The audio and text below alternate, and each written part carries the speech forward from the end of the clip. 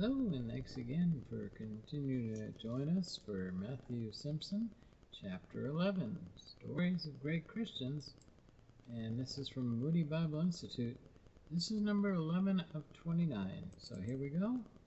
Take a listen, tell us what you think, hit subscribe, and join us daily.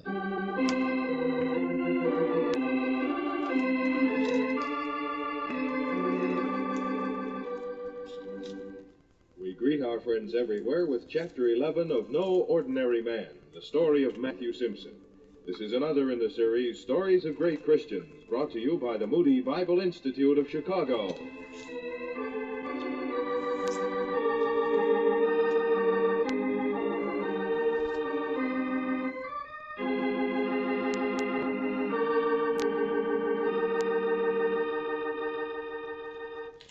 Pittsburgh Pulpit. Glad to be back home again, Matt? Yes, sir, very glad. I've been in the saddle 4 months. The life of a circuit rider isn't easy. No, but it's good work, and it's the Lord's work. Mm. Still, it is wearying, traveling off and on, day and night, sleeping in different farmhouses or barns 3 and 4 times a week, and eating some of the strangest home cooking ever set before mortal man. I thought they always gave you a fried chicken. Uncle Matthew, I can't even look a chicken in the eye. I've gotten so I even hate to ride past a hen house. If only I wasn't so thin. Every single one of those good sisters feel it's her bounden duty to fatten me up. In order to be polite, I have to eat as much as any 3 men. Say, somebody brought around the envelope this morning with your quarterly wages. I didn't look in it. Messenger told me what was in the envelope. Did he say how much was in it? No. Do you have the envelope there? Mm-hmm. Hand it over and we'll open it up and see.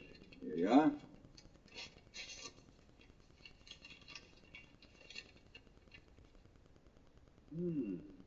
Why do you say, in that tone of voice?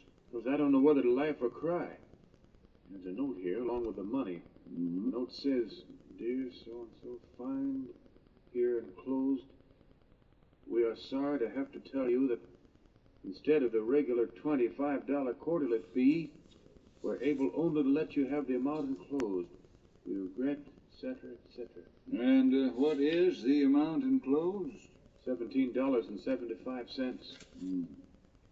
Uncle Matthew. Yes, ma'am? Remember when I was a little tyke, you used to make me do what you call skull ciphering? And that I could never see any use for it? Yes. Well, I have found a use for it just now. It's enabled me to figure out in my head that my salary as a circuit rider amounts to 14 cents a day.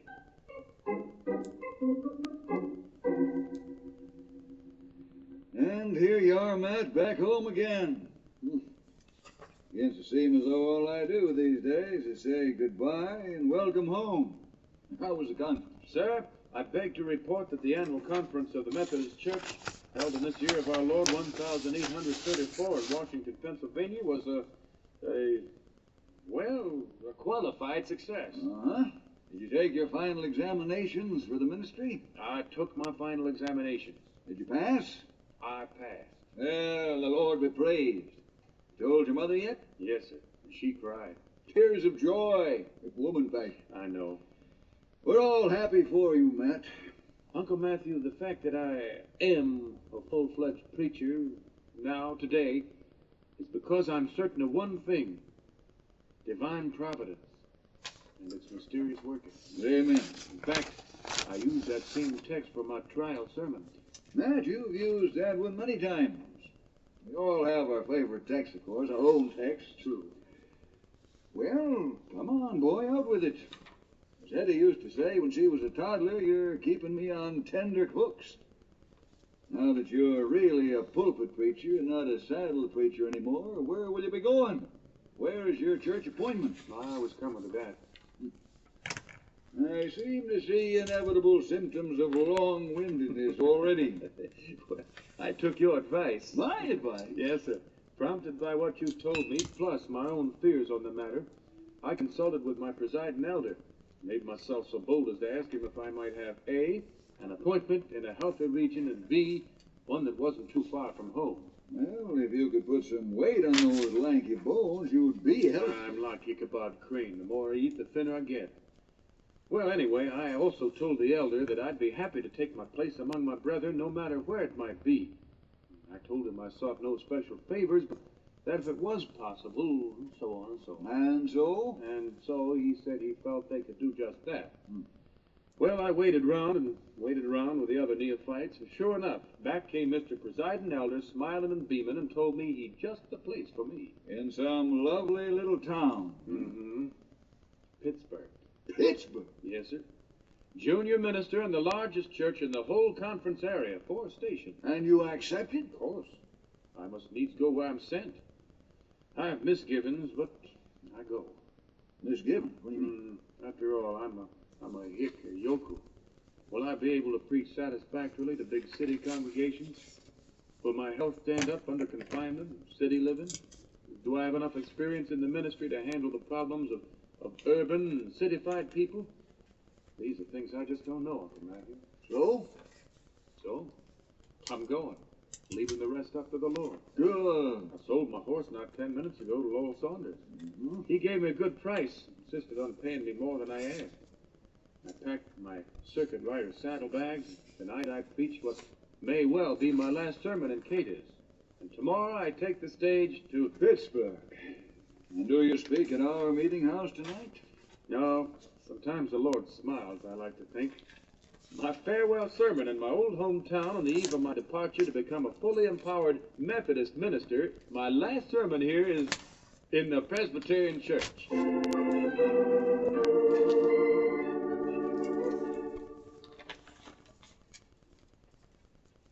Pardon me, but would you be Reverend Simpson? Oh, yes, I am. Well, allow me to introduce myself then. I'm James Verner. I'm by way of being a businessman here in Pittsburgh, and I've been appointed a committee of one to meet you and greet you at the stagecoach when you arrive. And here you are. They told me to look for a tall, thin young creature, and you fill the bill. I was told I'd be met by a Scotsman. Well, now, did you expect me to make kills? No, sir. You'll be staying at my house with my family and me for a while anyway, until you get all squared away on your new duties. Come along now, 'tis not far. Very well. I just live up Penn Street away. Nothing very grand and elegant, but it'll do. Let me carry your valise. Oh, no thanks. I can manage. Well, let's be on our way then. We've a ferry to walk it off. It's one of life's insurmountable problems. It's too far to walk and too short to take a hop. No, I don't mind walking. Good.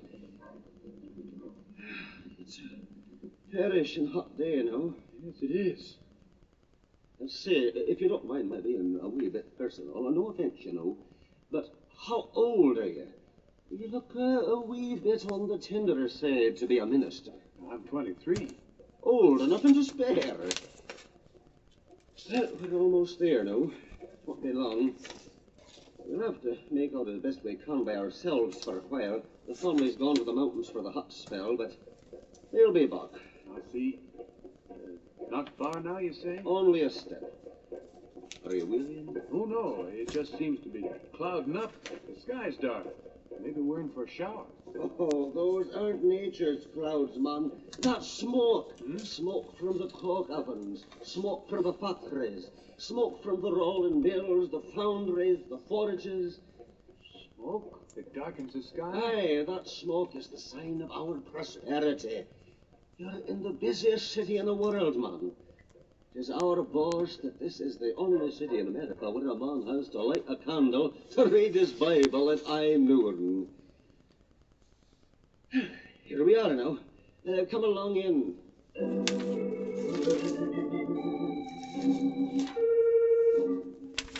Dear Uncle Matthew, arrived safely after a hot and dismal trip. I am well and hope you are too. For the time being, I'm staying at the home of Mr. James Verner on Penn Street, right in the heart of the city, not too far from our 2 largest churches. I cannot seem to get used to the eternal blanket of soot that stretches over this city night and day.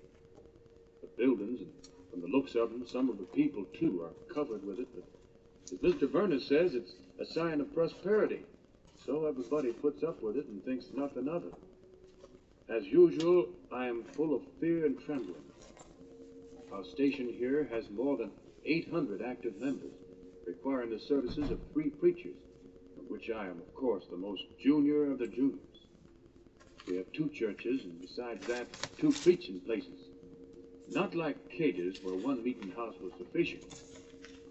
I pray to God constantly to keep my health up and to make me able to fulfill my duties. Good news. Our dear mutual friend Dr. Elliot is in town, editor of the new Pittsburgh Conference Journal. I will subscribe and send you my copies as soon as I have read them. My love to Mother, Hetty, and Betsy, and my sincere filial regards to you.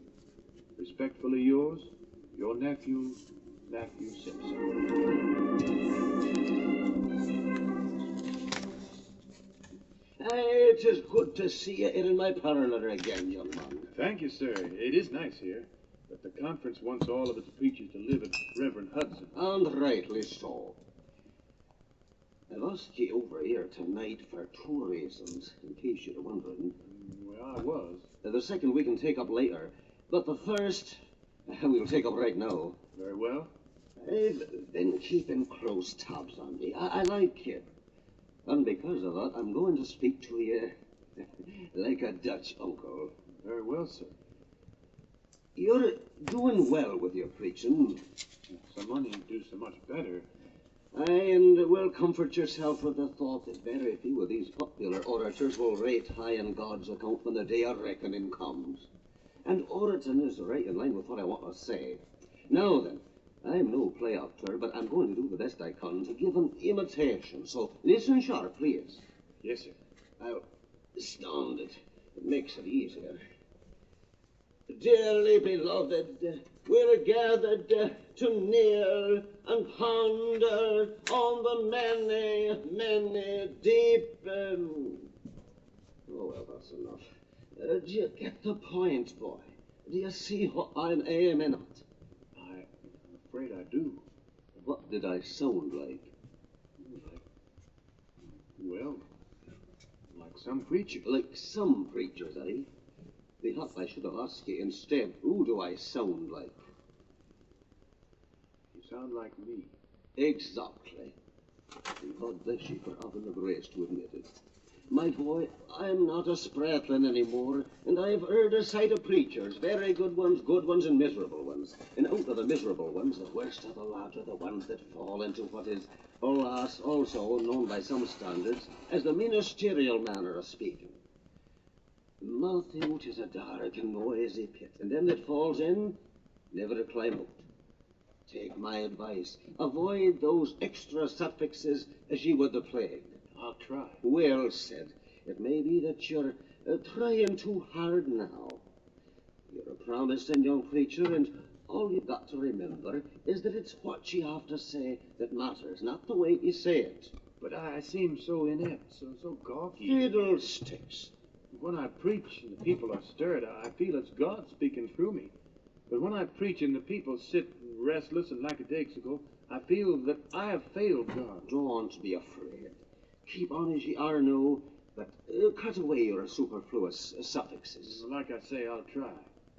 Mr. Verner, I appreciate your kindness and your advice, and I want you to know that I'll do the very best I can to follow. Will you help me? Will you pull me up short whenever you think I need it? That I will.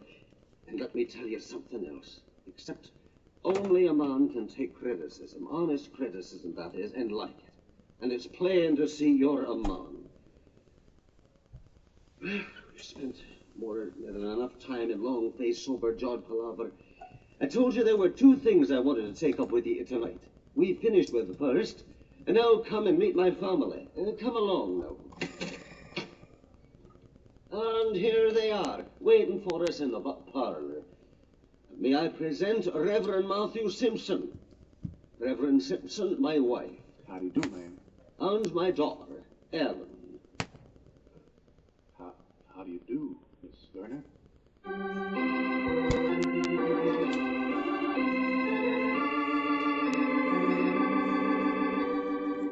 And so we conclude Chapter 11 of No Ordinary Man, the story of Matthew Simpson. This is another in the series Stories of Great Christians, which come to you transcribed from the Moody Bible Institute of Chicago.